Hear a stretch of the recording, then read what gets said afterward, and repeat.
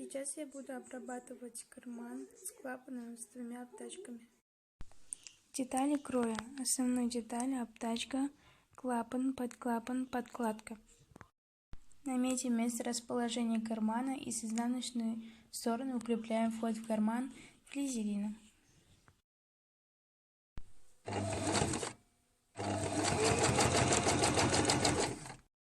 По середине рамки разрезаем. Рамки прорезаем.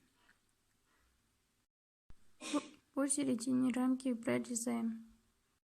Со стороны полочки тоже прорезаем. Прорезала.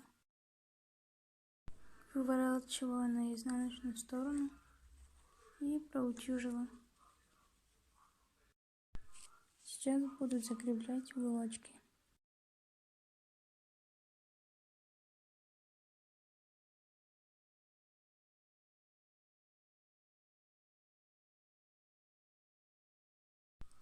Теперь обработаем подкладки кармана.